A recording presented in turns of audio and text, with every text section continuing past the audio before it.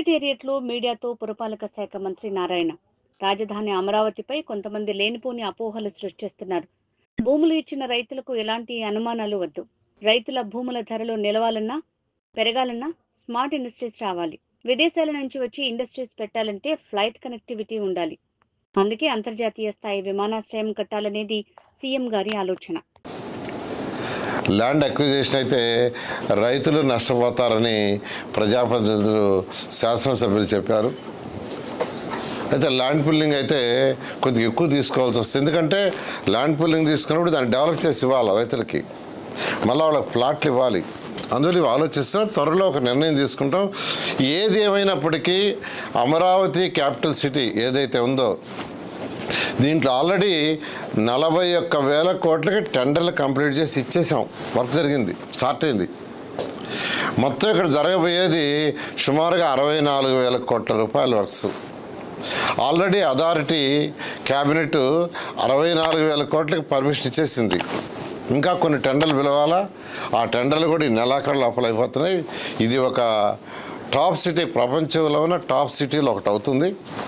అయితే ఒక ఇన్ఫ్రాస్ట్రక్చరే అంటే రోడ్లు, డ్రైన్స్, పార్కులు ఇవన్నీ చేసినంత మాత్రాన ఈ యొక్క భూమిలో నిలవాలంటే, ఈ భూమిలో నిలవాలంటే హైదరాబాద్ ఈరోజు ఏ విధంగా తక్కువ రేటు ఉన్నది రేటు ఎక్కువ వచ్చి నిలిచిందో ఆ విధంగా నిలవాలంటే ఇక్కడికి జనాభా రావాలి. జనాభా రావాలంటే అనేక స్మార్ట్ ఇండస్ట్రీస్ రావాలి. స్మార్ట్ ఇండస్ట్రీస్ రాకుండా రాదు. వీటిని దృష్టిలో పెట్టుకుని ముఖ్యమంత్రి గారు చేస్తున్నారు. కాబట్టి రైతు సోదరులు మీరెవ్వరు కూడా ఎటువంటి అపోహలు వద్దు. మీకు ఏదైతే మాట ఇచ్చామో ఆ మాట ప్రకారం ఈ ప్రభుత్వం నిలబడుతుందని ముఖ్యమంత్రి గారి ఆదేశాల ప్రకారం చేస్తామని మరొకసారి సవినయంగా తెలియజేస్తున్నాం.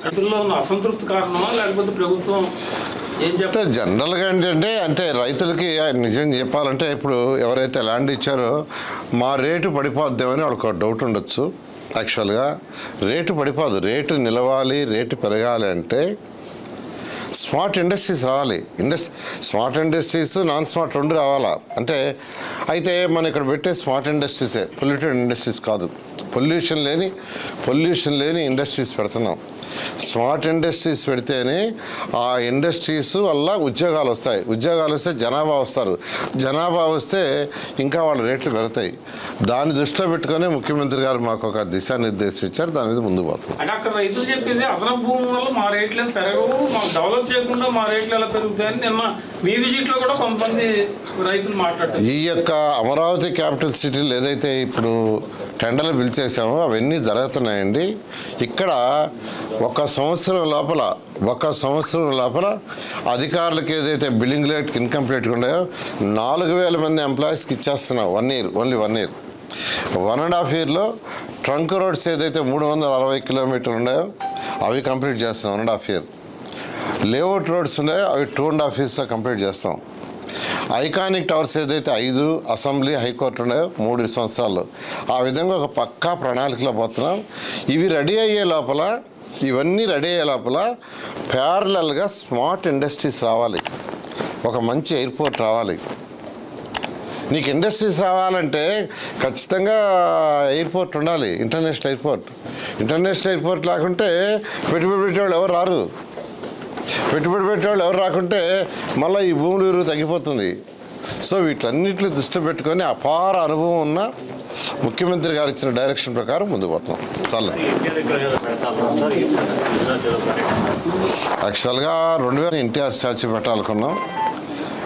దాని మీద అప్పుడు యాక్చువల్గా ప్రభుత్వం పోయిన తర్వాత అది వాళ్ళు ఆపేశారు. దాని మీద యాక్చువల్గా ఇతర దేశాల్లో, ఇతర రాష్ట్రాల్లో ఉన్నాయని కూడా స్టడీ చేస్తున్నాం. త్వరలో దాని మీద డెసిషన్ తీసుకొని ముందుకు పోవటం చాలా వదిలేస్తాం.